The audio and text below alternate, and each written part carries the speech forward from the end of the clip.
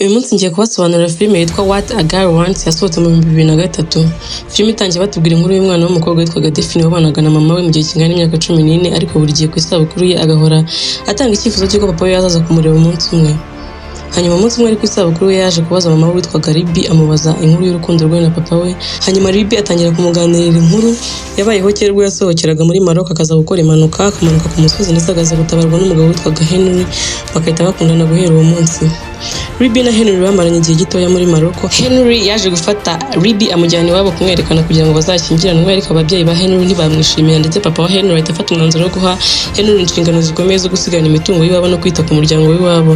Amuha n'umusekreteri wagombaga kuzajya amufasha witwaga Arista. Uwo musekreteri witwaga Arista ntiyari yarigeze yishimira Libby n'umunsi n'umwe. Yahise afata Libby amujyana ku ruhande amubwira ko Henry atakimukunda kandi afite byinshi byo kwitaho agomba kwitahira. Libby byaramubabaje ahita afata umwanzuro wo kuva muri urwo rugo arataha ndetse sekreteri yagiye kwa Henry amubwira ko Libby yagiye kubera ko yabonye undi mugabo umukunda.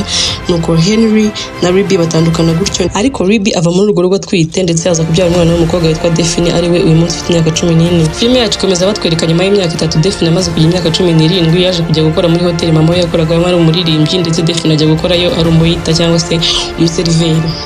Iyi hoteli yaberagamo ibirori bitandukanye kaberamo amakwe ndetse Daphne buri gihe yabonaga ababyeyi b'abagabo babyina n'abana babo yarababaraga cyane kubera ko yahoraga akumbuye papa we. Aza gufata umwanzuro kuva mu rugo iwabo atabwiye nyina akajya muri London gushaka papa we akurikije igitabo yari afite cyari cyanditsemo imitungo ndetse n'amateka ye. Daphne ageze muri London akurikije cya gitabo yaje kwinjira muri hoteli ya Henry. Ageze muri hoteli ahasanga umuhungu wari umuririmbyi muri hoteli witwaga Ian bahita bamucoke atangira kumutembereza muri hoteli kugeza ubwo Daphne yaje kubona kuri televiziyo amakuru yavugaga ko umugabo witwa Henry yaragiye kwiyamamaza mu matora yari kuba y'abanyepolitike. Daphne yatunguwe no kubona ari papa we ndetse arishima cyane ariko aza kubabazwa nuko yabonye papa we yari afite undi mugore ndetse n'undi mukobwa. Daphne yatangiye gutekereza ko icyari cyaramuzanye aho ngaho muri London kitazakunda ariko ntiyacika intege. Mu gitondo cyakurikiyeho byose ajya ku nzu ya Henry aho batuye. Ageze ku muryango abasekirite bamubuza kwinjira ariko yanga gusubira inyuma ahitamo guca inyuma yurira igipangu. Mu gihe yari kurira igipangu umukobwa wa Henry witwaga Clarissa yaramubonye avuza induru ndetse Henry araza aramufata amujyana mu nzu ariko Henry yatekereje ko ari umunyamakuru waba waje kwifatira amakuru cyangwa se yaje gufata amafoto amusaba ko yafata amafoto akigendera ariko Daphne amubwira ko atari umunyamakuru ahubwo ari umwana we. Atangira kumwereka amafoto ya kera. Henry aratungurwa cyane ariko ntiyabyizera cyeka ko ari amakosa ashobora kuba yabayeho wenda mama we ashobora kuba yaramushutse akamwereka se utari we. Daphne abonye ko banze kumwumva muri urwo rugo atama kwisohoka agiye gusohoka mama wa Henry ari we nyirakuru yaramubujije amubwira ko agomba kuguma muri iyo nzu kugeza igihe bazamenyera ukuri koko ari umwana wo muri urwo rugo. Muri iryo joro Daphne yaje gusanga Henry mu cyumba cye yigiragamo amuzanira album yarimo amafoto ye yose imwereka kuva akiri umwana kugeza agize imyaka 17. Henry akirebye batangira kugira agahinda ariko arirengagiza ahita yikibirika kubera ko cyari kiri kumutera agahinda. Henry yatumira Daphne mu kirori cyari kuba mu gitondo cyakurikiyeho. Clarissa byose ajya kureba Daphne amusaba ko yaza akamugira inama y'imyenda ari buze kwambara bagiye muri icyo kirori. Gusa Clarissa ashaka kumushuka kugira ngo aze kuzambara imyenda itandukanye n'iy'abandi bari bambaye. Daphne yahisemo gukurikiza inama za Clarissa yambara imyenda Clarissa yari yamubwiye ndetse muri icyo gitondo bagiye kugenda mama wa Clarissa yabwiye Henry ko bagomba gusiga Daphne akaza kuzana n'umushoferi. Abandi bose baragiye bajya mu kirori. Daphne asigaye mu rugo yitegura ndetse yaje kugera ahari kubera ikirori yakererewe mubuza kwinjira ariko afata umwanzuro wo kudasubira inyuma ashakishije izindi nzira yacamo akagera mu kirori aho abandi bari. Daphne yaje kwisanga ageze kuri stage abandi banyamideli bari kwerekaniraho imideli ndetse atungwa no gusanga ari yambaye imyenda itandukanye n'iy'abandi.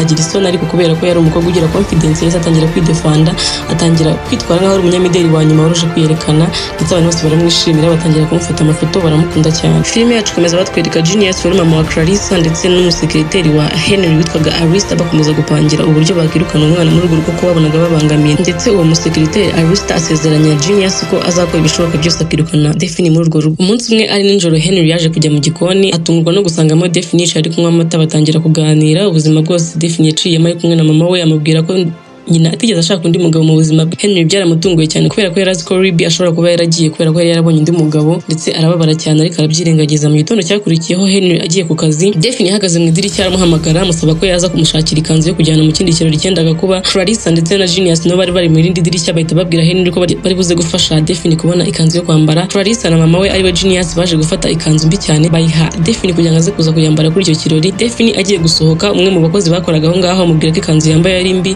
ndetse amugira inama y'uko yashaka ubundi buryo ayihinduramo. Daphne amaze kubona ko ikanzu yambaye ari mbi, yahise atangira gushaka uburyo yayigira nziza, ndetse yaje kugaragara mu kirori yambaye neza kurusha abandi bose bari bari aho ngaho. Abanyamakuru bakomeza kumwishimira ndetse n'abandi bantu bari bahari baramukunda cyane. Daphne yaje gutungurwa nuko yasanze Ian ari kuririmba muri icyo kirori, ndetse bafata umwanzuro wo gushyushya ikirori, batangira kuririmba barabyina, kugeza igihe haje kuberamo impanuka kubera umuziki mwinshi. Amatara yari amanitse hejuru akikubita hasi, ndetse Henry ahita aza yirukanka atabara Daphne amujyana hanze. Ian yaje kugaruka muri rwa rugo rwo kwa Henry kureba Daphne. Ahageze asanga Henry ari kumwe na Daphne, ahita afata Daphne amushyira ku kagare baragenda, ariko Henry ntabwo byamushimishije kubona umuntu utwara igare amutwarira umukobwa. Ian na Daphne baragiye bamarana umunsi wose mu isoko. Daphne yaje kugaruka mu rugo Ian amuzanye, gusa asiga asezeranyije Ian ko buri gihe uko bazajya bahura azageza akamusanga bakaba bari kumwe. Yaje kuba ikindi kirori cyaje kubera ku mazi, ndetse abari bari mu muryango wa Henry bose bitabiriye icyo kirori harimo na Daphne. Ndetse haje kuza umusore agerageza kuganiriza Daphne, ariko Daphne ntabwo yabishakaga, amusunika mu mazi.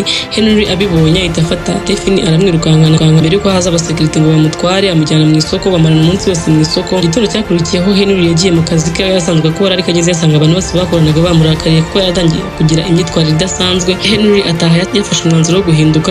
Daphne nawe yahise afata umwanzuro wo guhinduka guhera uwo munsi. Abona na Ian mu kirori bagiyemo ntamuvugishe. Ian nawe arababara cyane, atangira kubona ko Daphne yahindutse.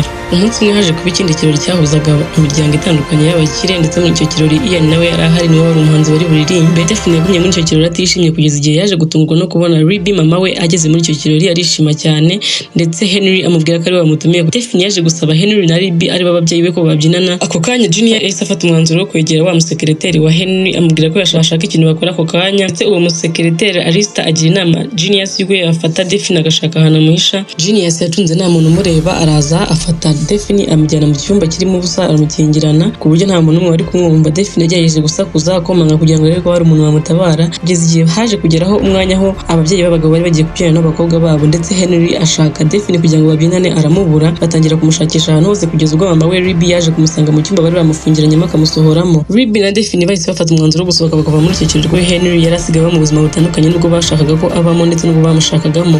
Bahita bamusezera. Daphne na Ruby bafashe umwanzuro wo kujya kwibera muri Amerika, bajya kuba kure ya Henry ndetse na Ian. Henry yaje gutsinda amatora, ariko ubwo yatsinze amatora nta kintu kimwe cyari kimushimisha kuko yarakumbuye umukobwa we Daphne. Daphne nawe aho yari ari yahoraga atekereza kuri papa we ndetse na Ian, ndetse Ian nawe aho yabaga ari hose yabaga atekereza Daphne. Umunsi umwe Henry yicaye muri cya cyumba cye yigiragamo, mama we wari nyirakuru wa Daphne yaje kumusangamo amugira inama y'uko yakora ikintu kimushimisha mu buzima bwe akareka kugendera ku byifuzo by'abandi.